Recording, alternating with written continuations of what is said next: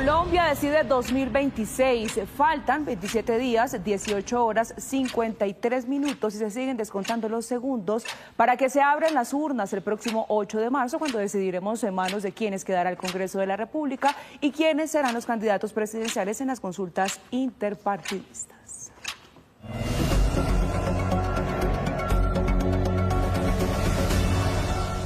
Y a la 1:06 p.m. activamos el radar de la política fin de semana y vamos a comenzar con algunos de los nombres de los candidatos que van directo a la primera vuelta presidencial, que será el 31 de mayo. Ya van a ver ustedes en nuestro gran wall.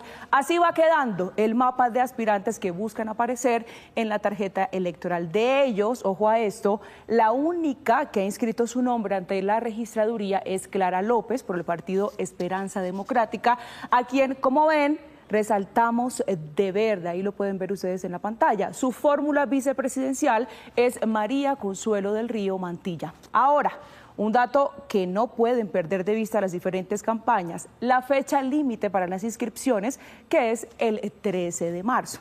Ahora bien, ese es el panorama de los candidatos que van directo a primera vuelta. A continuación, vamos a repasar también cómo quedaron conformadas las consultas. Serán 3, ya vamos a ir viendo uno por una. Tenemos entonces, ya lo vamos a ver en pantalla, la consulta de las soluciones. Luego tenemos la gran consulta por Colombia, que es la siguiente imagen que vamos a ver.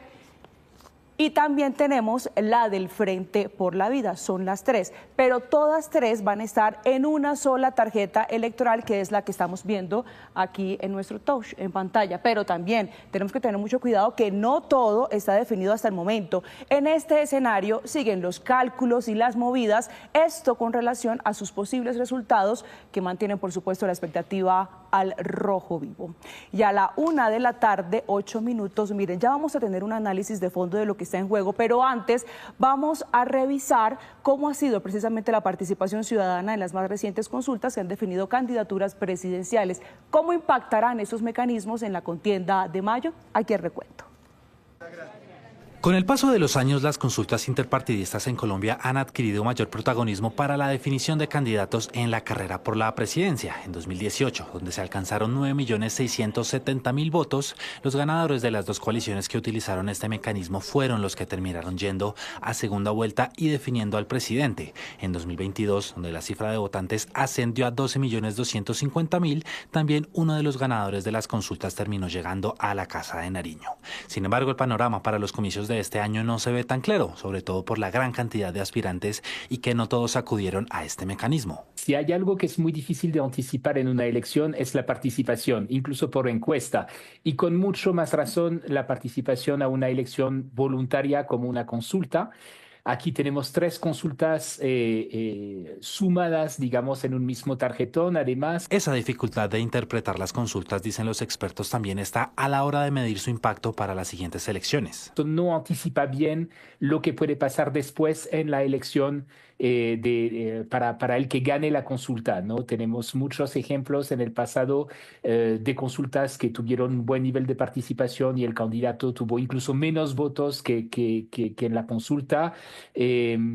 Tenemos casos inversos, entonces no hay que estar fijados realmente sobre la participación en la consulta y tomar la consulta por lo que es un mecanismo para seleccionar un candidato para un sector político.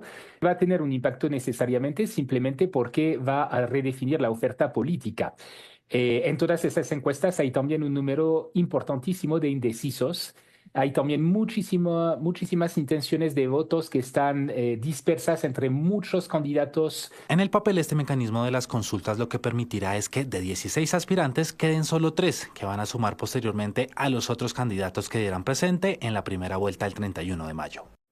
Bueno, esta imagen que vemos, ya saben, la tarjeta electoral para las consultas del 8 de marzo es la que tenemos que tener muy presentes de cara a lo que se viene prontamente. Pero para entender los escenarios que deja la conformación de esas consultas para los candidatos que encabezan las encuestas y para quienes hoy miran desde la barrera con especial atención este proceso. Saludamos a esta hora a nuestro analista político Gabriel Cifuentes, a quien le damos la bienvenida a Noticias Caracol. Alejandra, muy buenas tardes para usted y para toda la audiencia. Gabriel, ¿qué le parece si empezamos analizando el espectro por la derecha? ¿En qué escenario, por ejemplo, quedaría un Abelardo de la Espriella en caso de que la ganadora de la gran consulta por Colombia, por ejemplo, sea Paloma Valencia? Fíjese, Alejandra, que ese es un escenario muy interesante porque el 8 de marzo no solo se vota la consulta, sino también las listas al Congreso, y si se respeta la disciplina de partido del Centro Democrático y un gran caudal de electores vota por Paloma Valencia, que la dejaría encabezando esa consulta, no necesariamente quiere decir que ese voto de la consulta por Paloma Valencia se traslada automáticamente a Paloma Valencia en la primera vuelta. Ya hemos visto que dentro del Centro Democrático hay fracturas y que hay un sector que independientemente de que el Centro Democrático tenga una candidata en la gran consulta, ya ha manifestado su apoyo y su respaldo a Abelardo de la Espriella. Seguramente entre Paloma y Abelardo se estarían, si se quiere, canibalizando una parte del voto de la derecha, y el reto que tendría Paloma en ese escenario es buscar sectores más moderados de centro. Bueno, ahora nos vamos para el Frente por la Vida. ¿Cuál cree usted, por ejemplo, que es la apuesta de Roy Barreras, esto en caso de que logre una importante votación? ¿Cómo sería de ahí en adelante el diálogo o una eventual conversación con Iván Cepeda, que recordemos no participará en esas consultas? Hay que decirlo de manera clara y tajante, Alejandra. Roy Barreras, si va a la consulta, como ya ha anunciado, no podría hacer ninguna clase de alianza con Iván Cepeda antes de primera vuelta. Es decir, por ley estaría obligado a competir con Iván Cepeda, y eso, por su parte, también podría fraccionar un voto de la izquierda y de una izquierda más moderada. Roy Barreras ha señalado que su decisión de entrar en la consulta es para no dejar un vacío que pueda ser copado por el centro y por la derecha en la fecha de consultas, pero esta decisión, por supuesto, significa, reitero, el compromiso legal de Roy Barreras de tener que ir a primera vuelta y competir con Iván Cepeda. Ahora bien, ¿qué pasa también del lado de Sergio Fajardo? Es decir, ¿qué papel juega teniendo en cuenta que se hizo a un lado de la llamada consulta de centro convocada por Claudia López? ¿Qué opciones en ese sentido le queda a las candidaturas de centro? Las candidaturas de centro, por lo menos para efectos de la consulta, estarían concentradas en la llamada consulta de las soluciones.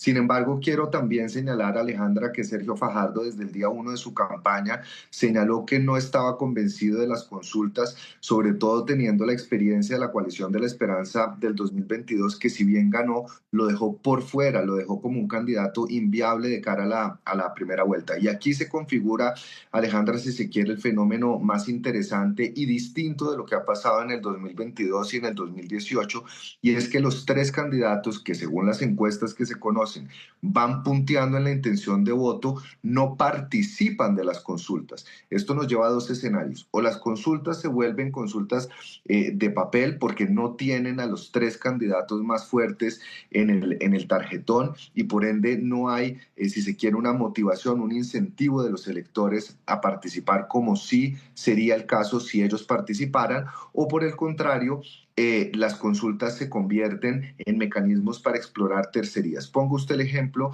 de que Roy Barreras saque más votos que Iván Cepeda en la consulta de octubre, o incluso esa consulta saque más votos que la consulta del 2022 donde estuvo Gustavo Petro, lo mismo en la consulta de centro y lo mismo en la consulta de la derecha. Si la votación que estas consultas tienen supera las expectativas y supera la intención de voto que demuestran las encuestas, podría haber una tercería. De lo contrario, el debate presidencial, el debate electoral presidencial se trasladaría a la primera vuelta, donde los tres favoritos tendrían un chance para competir por un cupo a la segunda vuelta.